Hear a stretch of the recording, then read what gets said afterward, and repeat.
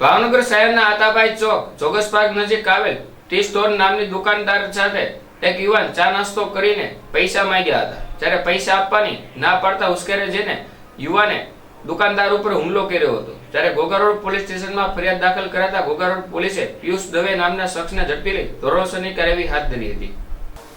ભાવનગર શહેરના Atabhai joggers park બાજુમાં આવેલ માલધારી ટી સ્ટોલની દુકાન ચલાવતા ધ્રુવભાઈ જસ્મીનભાઈ મેરે ઘોઘા રોડ પોલીસ સ્ટેશનમાં ફરિયાદ નોંધાવી હતી કે પિયુષભાઈ ભરતભાઈ દવે રહે સિંધુનગર SBI બેંક સામે વાળો દુકાને આવીને ચા નાસ્તો કરેલ, બાદમાં પૈસા માંગતા પૈસા આપવાની ના પાડી અને જેમ ફાયમ ગાળો આપી બાદમાં આરોપી પિયુષભાઈ ઉશ્કેરે જઈને યુવાન ઉપર મૂંઢમાર મારવામાં આવ્યો હતો।